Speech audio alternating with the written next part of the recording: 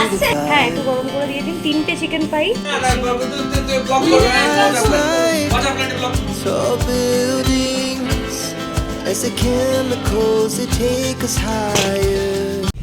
Good evening everyone welcome back to the channel to a new blog so আজকে আবারও কালকের মতো ইভিনিংয়ে ব্লগটা স্টার্ট করেছি আর যাচ্ছি সোজা এখান থেকে আমার দিদির বাড়ি ব্যারাকপুরে তো যাওয়ার পরে তো ব্লগ হবেই ওখানে আজকে একদম আমার জিজুকে মেট্রো স্টেশন থেকে তুলে নিয়ে ব্যাস আমরা সোজা রওনা দিয়েছি বিটি রোড হয়ে আমরা ব্যারাকপুরের দিকে এগোচ্ছি তোমরা সাথে থেকো দেখতে থেকো অ্যান্ড প্লিজ যদি আমার ভিডিওগুলো ভালো লেগে থাকে লাইক কমেন্ট অ্যান্ড শেয়ার করো সবার সাথে অ্যান্ড সাবস্ক্রাইব করতে একদমই ভুলো না সো ব্যাস এবার আমি যা যা করবো তোমাদের সাথে শেয়ার করব তোমরা কিন্তু প্লিজ স্কিপ না করে ভিডিওটা একদম দেখতে থাকো জীবনে কিছু কিছু মানুষের সম্পর্কে আলাদা করে কিন্তু কিছু বলতে লাগে না তাদের সঙ্গে চলাফেরা করা তাদের সঙ্গে মেশা তাদের সাথে এক একটা মুহূর্ত কাটানো দেখেই প্রত্যেকে বুঝতে পারে যে তারা এক একটা মানুষের লাইফের ঠিক কোন জায়গায় বিলং করে আজকে যার বাড়িতে যাচ্ছি সেই মানুষটি আমার লাইফের একটা অনেক বড় জায়গা জুড়ে রয়েছে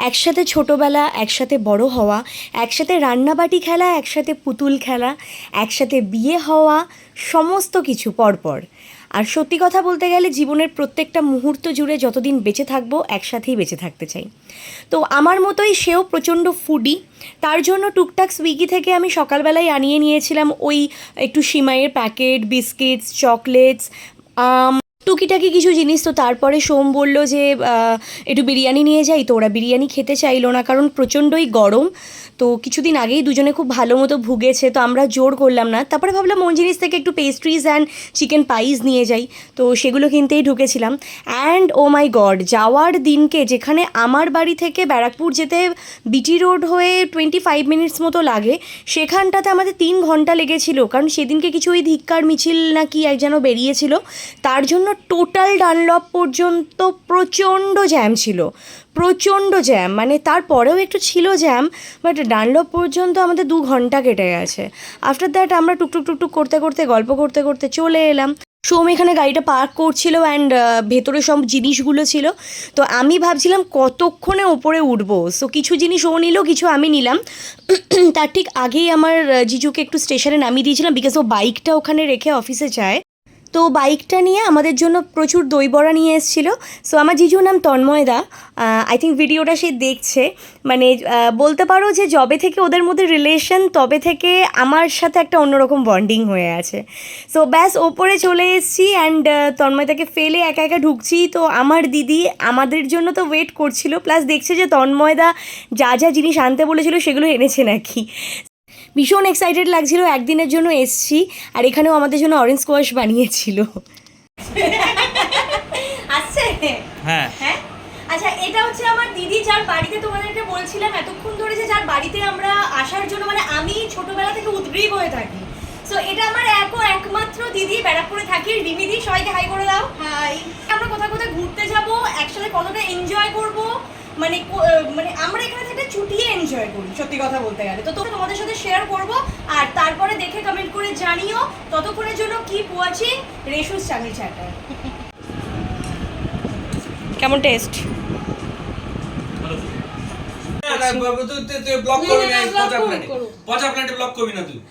অনেক আগে ব্লক করা হয়ে গেছে পচা ফ্ল্যাট কিসের পচা ফ্ল্যাট বাজে বাজে কথা বলে যাচ্ছে কি সুন্দর ভিডিও আসছে বাজে কথা বলে যাচ্ছে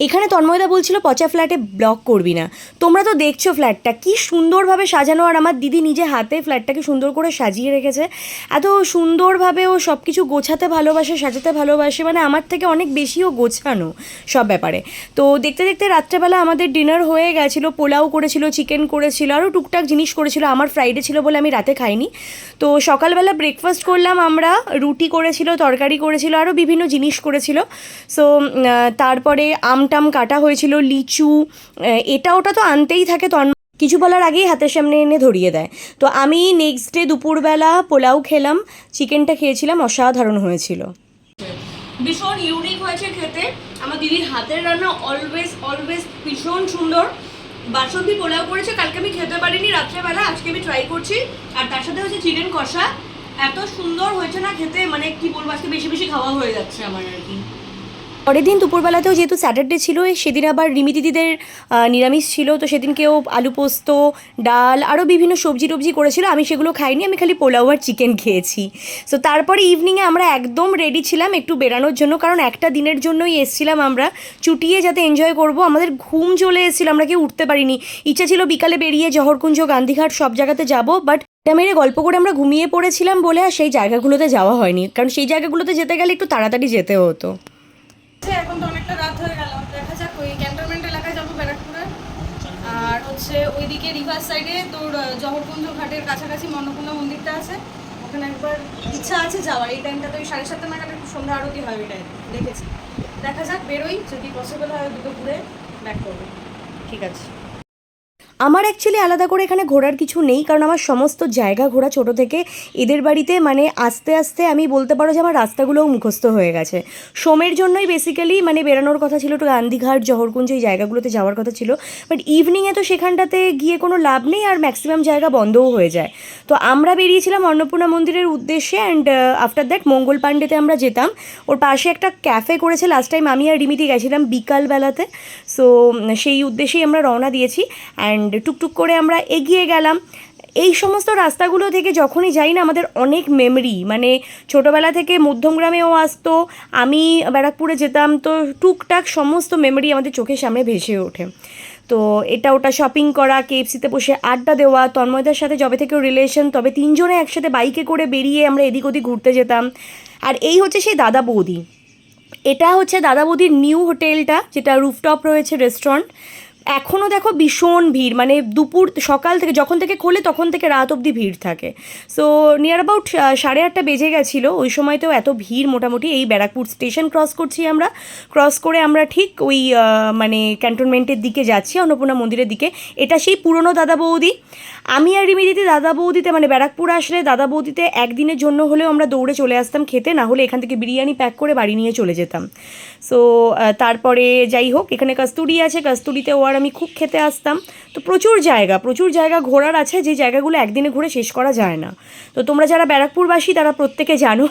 তো যাই হোক, এইখানে আমরা এই পোড়ো বাড়িটার সামনে আমরা গাড়ি রেখেছিলাম আর দেখছিলাম, অ্যান্ড গাড়িটা পার্ক করার পরে আমরা অন্নপূর্ণা মন্দিরের ভেতরে ঢুকে গেলাম। একদম দক্ষিণেশ্বরের স্ট্রাকচারে মন্দিরটা করা। তোমরা যারা ভিডিও দেখছো তারা তো সবাই জানো এই মন্দিরটি কার নির্মাণ করা, আর যারা জানো না তাদের জানিয়ে রাখি, রানী রাসমণির কন্যা সন্তান জগদম্বা দেবী এবং তার জামাই মথুর মোহন বিশ্বাসের তৈরি। শুনেছি মথুরবাবুর ইচ্ছা ছিল যে এখানে একটা অন্নপূর্ণা মন্দির করার। তার মৃত্যুর পর জগদম্বা দেবী নিজেই দাঁড়িয়ে থেকেই মন্দিরটি নির্মাণ করেছেন। একদম দক্ষিণেশ্বরের মন্দিরের স্ট্রাকচারে মন্দিরটি তৈরি করা, তোমরা সবাই দেখে বুঝতে পারছো মন্দিরটা এত সুন্দর। লাস্ট টাইম যখন আমি আর রিমি দিদি এসেছিলাম এখানটাতে, তো সেই সময়টাতে আমরা দুপুরের দিকে এসেছিলাম, আমার অনেক ফটো আছে লাস্ট টাইম এই মন্দিরে। তো যখনই আসবে খুব ভালো লাগবে। আর দক্ষিণেশ্বরের মন্দিরের মতো এখানে এত ভিডিও করা যাবে না বলে সেরকম কোনো ব্যাপার নেই, তোমরা মন খুলে ফটো তুলতে পারো, ভিডিও করতে পারো। আর সত্যি কথা বলতে গেলে ঠাকুর মন্দিরে আমরা ঠাকুরকে দর্শন করতে আসি, নিশ্চয়ই ক্যামেরা বা ভিডিও করার জন্য নয়, শুধুমাত্র তোমাদেরকে দেখানোর জন্যই আজকে এখানটাতে দাঁড়িয়ে আমি ভিডিওটা করছি। না হলে আমিও এই পন্থায় বিশ্বাসী যে হ্যাঁ, ক্যামেরা বা ভিডিও করা উচিত নয়। তো তাও যাই হোক, মানে দক্ষিণেশ্বরের মন্দিরের মতো অতটা কড়াকড়ি এখানটাতে নেই। এখানে সব কিছুই খুললাম, সবাই মাকে মন ভরে দর্শন করছে, সবাই প্রসাদের জন্য অপেক্ষা করছে বসে, বয়স্ক লোকজনেরা মায়ের আরাধনা করছে, গল্প করছে। এগুলোই তো দেখতে ভালো লাগে না? যখন ছোটোবেলায় আমরা দক্ষিণেশ্বরে যেতাম তখন এই জিনিসটা আমরা খুব ভালো মতো ফিল করতে পারতাম। একসাথে বসে গল্প করা, সবাই মিলে মায়ের দর্শন করা, পুজো দেওয়া, সব কিছু খুব মানে মিস করি এখন। যাই হোক, মন শান্ত করে আর খুব শান্তি নিয়ে আমরা মায়ের দর্শন করতে পেরেছি। এই লাইনটা ছিল প্রসাদ নেওয়ার। তো খানিকটা ওপরে উঠে আমি তোমাদের সাথে একটু ভিডিওটা শেয়ার করছি। রিমি দিদি ওপরেই দাঁড়িয়েছিল ওখানে। এত ভালো লাগে এই জিনিসগুলো দেখতে, তো মন্দির দর্শন করতে খুবই ভালো লাগে। সমস্ত জায়গায় যেখানেই যাই আমি খুঁজি আগে কোথায় মন্দির আছে। তো এখানটাতে মায়ের মূর্তি রয়েছে। তো যাই হোক, এই সামনেটা হচ্ছে নাট মন্দির, যেরকম দক্ষিণেশ্বরেও রয়েছে। এখান থেকে একটু আগে আমি ভিডিও করছিলাম, আর তারপরে আমরা মন্দিরটা একটু পরিক্রমা করছিলাম আশেপাশ থেকে। তো এখানটাতে আমি রিমি দিদি আমার একটু ভিডিও করেছিল, সোম একটু এদিক ওদিক ঘুরে টুরে দেখলো, আর তারপরে আমরা মন্দিরটা একটু পরিক্রমা করলাম। তো ভীষণ ভালো লাগে যখন ব্যারাকপুরের পুরনো জায়গাগুলোতে নতুনভাবে আসি আর পুরনো স্মৃতিগুলোকে আবার নতুনভাবে মনে পড়ে যায়। এখানটাতে মানে কত ঘুরেছি আমি, রিমি দিদি, সব কিছু, মানে সত্যি কথা বলতে গেলে তখন যদি এত ব্লগিংয়ের পার্ট থাকতো হয়তো তোমাদের সাথে তখনও শেয়ার করতে পারতাম। যাই হোক, এবার আমরা আস্তে আস্তে মন্দিরটা পরিক্রমা করছিলাম আর ইতিমধ্যে সোমকেও খুঁজে পাচ্ছিলাম না। ও পুরো নিজের জগৎ নিয়ে একদম ব্যস্ত থাকে সব সময়ের জন্য। মানে এর আগেও আমরা যখনই যেখানে ঘুরতে গেছি ও একদিকে ঘুরছে আর আমরা তিনজন একদিকে ঘুরছি। তো এই হতে থাকে, মানে সিকিমে গিয়েও তাই। আমি বমি করে দিয়েছি, আমি এদিক ওদিক সেদিক মানে খুঁজে পাচ্ছি না কোথা থেকে কিভাবে উঠবো, পাহাড়ের ওপরে চড়তে পারছি না। এদিকে তন্ময়দা আমার বমির প্যাকেট ধরে দাঁড়িয়ে আছে, রিমি দিদি আমাকে ধরে দাঁড়িয়ে আছে, সোম এদিকে সিনারি দেখে যাচ্ছে। মানে অদ্ভুতভাবে ও নিজের মতো আর কি ঘুরতে পছন্দ করে। যাই হোক, এক একটা মানুষ আর কি একটু নিজের মতো বিশ্লেষণ করতে ভালোবাসে, তো ওকে আমি ওর মতোই ছেড়ে দিই।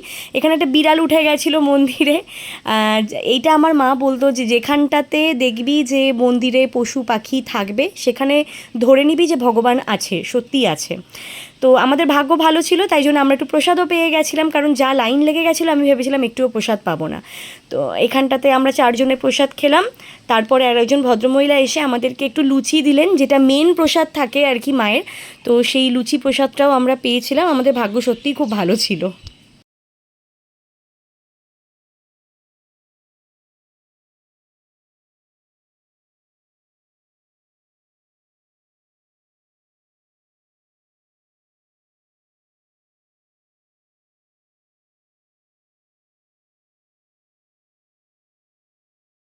তো এখান থেকে বেরিয়ে আমরা সোজা ব্যারাকপুর ক্যান্টনমেন্টের দিকে রওনা দিয়েছিলাম, মানে বেসিক্যালি মঙ্গল পাণ্ডে ঘাটে যাব, কারণ তার পাশে আমাদের ওই গান্ধীঘাটে ঢোকার মতো আর কোনো জায়গা ছিল না, কারণ অন্ধকার হয়ে গেছিলো আর আমরা ঢুকতেও পারতাম না। আর এই পাবলিকরা এত ঘুমিয়ে পড়েছিল যে উঠতেই চাইছিল না।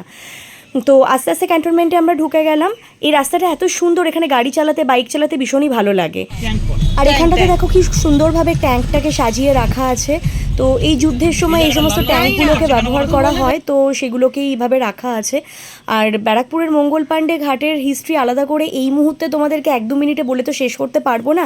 একদিন ব্যারাকপুরে যখন 2-3 দিনের জন্য যাব তখন তোমাদেরকে আবার আশেপাশের সিনারিও যেখানে যেখানে যাচ্ছি সেগুলো যখন কভার করব, তোমাদের সাথে শেয়ার করব, তখন তোমাদেরকে সেই হিস্ট্রিটা বলবো।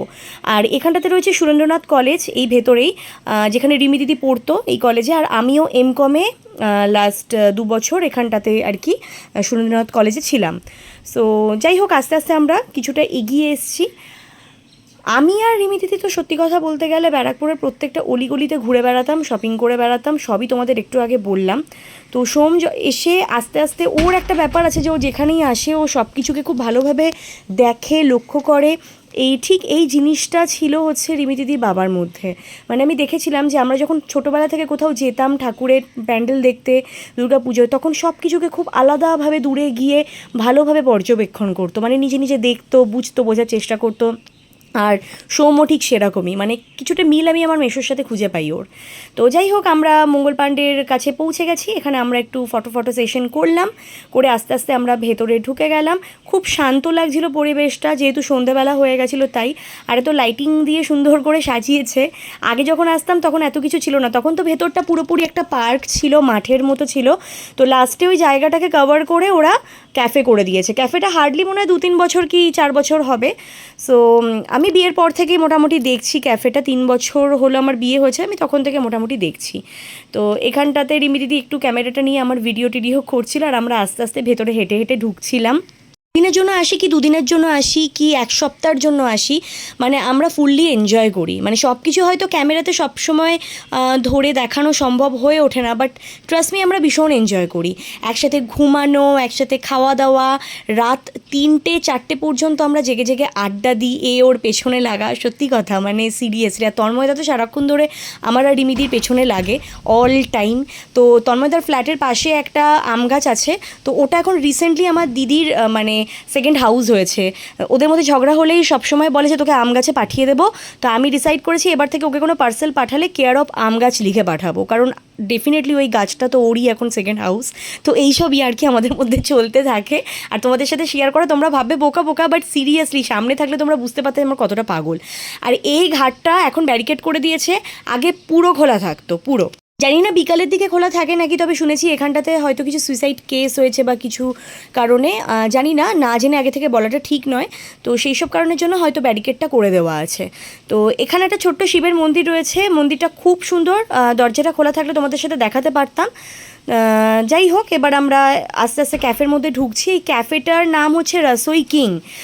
লাস্ট টাইম যখন আমি আর রিমিদি এসছিলাম তখন একদম এই মানে ঘাটটার গায়ে লাগানো যে ছোট ছোট মানে শেড করে সুন্দরভাবে বসার জায়গাগুলো করা আছে, সেখানে আমরা সিট পেয়েছিলাম। বাট আজকে আমরা ঢুকে দেখছি তখন 9:30 পৌনে 10টা বাজে। তো আমরা ঢুকে দেখছি অলমোস্ট মানে ক্যাফে ক্লোজড হবে, বাট তখন ওই জায়গাগুলো সিটগুলো ফাঁকা ছিল না, প্রচুর ভিড় ছিল ভেতরে। আর একদম লাস্টের দিকে কোথাও একটা বার্থডে সেলিব্রেশন হচ্ছিলো ওখানটাতে। তো আমরা এই সাইডে দেখলাম যে কিছু খাটিয়া ফাটিয়া বিছানো আছে, ধাবা স্টাইল করা। তাছাড়া এমনিও বসার জায়গা কিছু করা আছে, 4টে কি 6টা সিট নিয়ে আমরা সেই দিকটাতে বসেছিলাম। এই দেখো, তোমরা দেখতেই পাচ্ছ এখানটাতে সামনেই হুক্কা রাখা। তো এই জায়গাগুলোতে লাইটিং ফাইটিং করা, মানে পিওর ধাবা স্টাইল করা আর কি। মানে বাঁ দিকটা দেখলে তোমাদের মনে হবে যে ঘাটের পাশে ক্যাফে, আর ডান দিকটা দেখলে মনে হবে যে এটা পুরো একটা পিওর ধাবা। আর ওই দিকটাতে ওদের কিচেন অ্যান্ড মকটেলস কাউন্টার। আর এখানটাতে বিড়ালের একটা ছোট্ট বাচ্চা, আমরা যেখানেই বিড়ালের বাচ্চা দেখি আমরা দাঁড়িয়ে পড়ি সবাই, কারণ আমরা প্রত্যেকে প্রচণ্ড 4 জনেই আমরা খুব বিড়াল প্রেমী। মানে সোমের পর আমি, আমার পর আমার দিদি, আমার দিদির বাড়িতে অন্ততপক্ষে 4 থেকে 5টা বিড়াল থাকেই অল টাইম, মানে ওর নিজের বাড়িতে। তো যাই হোক, এই বিড়ালটাকে দেখতে দেখতে সোম ফোনে কথা বলছিল। আমি জানি যে যতক্ষণ ও ঘোরাফেরা করবে সোম ওখানেই দাঁড়িয়ে দাঁড়িয়ে ওকে দেখবে। অ্যান্ড এখানে দেখো, এখানে 4-5টা খরগোশ ছিল, মানে খরগোশের বাচ্চা। এত মিষ্টি লাগছিল দেখতে এদেরকে। আর কিছুক্ষণ পরে ওদের ওখান থেকে একজন ওয়েটার এসে ওদেরকে খাবার দিচ্ছিল। সো খুব মিষ্টি, খুব কিউট লাগে দেখতে। আর এটা হচ্ছে মকটেল কাউন্টার, অ্যান্ড তার পাশেই ওদের কিচেনটা, ওপেন কিচেন একদম। সো আমরা এখানটাতে বসেছিলাম, আর তারপর একটু আড্ডা ফাড্ডা দিলাম। আমরা বিশাল কিছু খাওয়া দাওয়ার এখানে অর্ডার করিনি, কারণ অলরেডি 10টা বেজে গেছিলো। কারণ বাইরের থেকে আমাদের খাবার অলরেডি অর্ডার দেওয়া ছিল, পার্সেল ডেলিভারি হতো বাড়িতে। তো সেই জন্য আমরা এখানটাতে নিয়েছিলাম তন্দুরি মোমোটা আমরা পাইনি। অ্যান্ড তারপরে আমরা নিয়েছিলাম ক্রিসপি চিকেন, আর চা নিয়েছিলাম। 3 জনে ওরা চা খেয়েছে, বাট আমি চা খাইনি। আর একটা কোল্ড ড্রিঙ্ক নিয়েছিলাম আমরা। সার্ভিস ওদের একটু ডিলে ছিল, মানে প্রচণ্ড লেট হয়ে গেছিলো। মানে যখন আমাদেরকে ওরা দিয়েছিল অলমোস্ট তখন বোধহয় 10:40 কি 11:15 বেজে গেছিলো। তো যাই হোক, তারপরে আমরা কিছুক্ষণ বসে আড্ডা ফাড্ডা দিয়ে সবার ভিডিও করে ফটো সেশন করে টুকটাক করে খাওয়া দাওয়া করে আস্তে আস্তে ওখান থেকে আমরা উঠে গেছিলাম। এটাই তো মানে একসাথে বসে আড্ডা দেওয়া, কিছুটা সময় স্পেন্ড করা, এগুলোই লাইফের না মেমরি হিসেবে থেকে যায়। মানে সবাই আজকালকার দিনে প্রচণ্ড ব্যস্ত, তাই ব্যস্ততার শিডিউলের মাঝখান থেকে একটু একসাথে বসা, একসাথে দেখা করা, আড্ডা দেওয়া, এগুলোই মনে থাকে আর কি সবসময়ের জন্য। সেটা একদিন হোক কি এক সপ্তাহ হোক, যে কদিন থাকি সে কদিনের এনজয়টাই আমাদের জন্য অনেক অনেক বেশি স্পেশাল। তো এখানে মিমি দিদি আমাদেরকে সার্ভ করে দিচ্ছিল। অ্যান্ড তারপরে আমরা টুকটাক খাওয়া দাওয়া করে, খুব লিমিটে আমরা খাওয়া দাওয়া করলাম, কারণ রাতে গিয়ে আবার আমাদের খাওয়া দাওয়া ছিল। সো একটু কোল্ড ড্রিঙ্ক খেলাম, দেন আমরা ওখান থেকে আস্তে আস্তে উঠে গেলাম। অ্যান্ড ওঠার সময় সাইডটা থেকে, মানে যেখানটাতে আমরা বসার সিটগুলো খুঁজছিলাম সেটা তো পেলাম না। তো তখন আমি একটু ভিডিও করলাম তোমাদেরকে দেখানোর জন্য। কি সুন্দর দেখো, একদম ঘাটের পাশে বসার জায়গা। গরমকালে ভীষণ ভালো লাগে এই জায়গাটা, খুবই ভালো লাগে। তারপরে আমরা সবাই মিলে এখানে কিছুক্ষণ দাঁড়িয়ে একটু দৃশ্যটা উপভোগ করলাম। বেশ একটু ঠান্ডা ঠান্ডা হাওয়াও আসছিল ওখান থেকে। আর এগুলো সত্যি খুব মানে ফিল করার মতোই আর কি। তারপরে আমরা ওখান থেকে রওনা দিয়ে দিলাম বাড়ির উদ্দেশ্যে, কারণ বাড়িতে এসে আবার অনেক রাত হয়ে গেছিলো। তার আগে টুকটাক আমরা শপিং করেছিলাম, সেটা সেই সময় আমরা ক্যামেরা অন করতে ভুলে গেলাম। অ্যান্ড রাত্রেবেলা ওরা ফ্রাইড রাইস আর চিলি ফিশ অর্ডার করেছিল, মারাত্মক খেতে ছিল, যেটা খেয়ে দিয়ে আমরা শুয়েছিলাম অনেক রাতে 3:30-4টা। তারপরে সকালে উঠে গেলাম। এদিকে সোম আরও কথা বলছিল, আমি রেডি হচ্ছিলাম, কারণ আমাদের বেরিয়ে আসতে হয়েছিল, আমাদের একটা ওকেশন ছিল। আবার আসিস, খুব ভালো টাইম কাটলো, আবার মিস করবো। তুমিও যেও আমাদের বাড়িতে খুব তাড়াতাড়ি, ঠিক আছে? বাকিরা সবাই নিচে নেমে গেছে, এবার আস্তে আস্তে আমরা বাড়ির দিকে রওনা হবো। আবার জানি না কবে আসতে পারবো। একটা দিনের জন্য এসেছিলাম, খুব এনজয় হয়েছে। তো এটা আমার দিদি, সবসময় তোমরা দেখতে পাবে যখনই আমরা এখানটাতে আসবো। তোমার নামটা একটু বলে দাও। আমার নাম সায়ন্তিকা বসু, ভালো নাম, ডাক নাম মিমি। ও আমাকে মিমি দিদি বলে। যাই হোক, আসলো ওরা, ভালো লাগলো। আবার ওয়েট করে থাকবো কবে আসবে বেড়া। এইবার ওরা যাবে আমাদের বাড়িতে, হ্যাঁ, এবার আমরা যাবো। ওরা গেলেও আমরা ছুটিয়ে এনজয় করি, এদিক ওদিক ঘোরাফেরা। চলো তোমরা যেও তাড়াতাড়ি, হাসতে হয় ভিডিও। টাটা। পরে এভাবেই আমরা আস্তে আস্তে রওনা দিয়ে দিলাম বাড়ির উদ্দেশ্যে, কারণ ওয়েদার প্রচণ্ড খারাপ ছিল। আজকে থেকে বৃষ্টি হওয়ার কথা, মানে খুব বাজে কন্ডিশন। আর বিকালে একটা ওকেশন ছিল, সেখানে অ্যাটেন্ড করতেই হতো। আবার খুব তাড়াতাড়ি দেখা হওয়ার অপেক্ষায় থাকবো।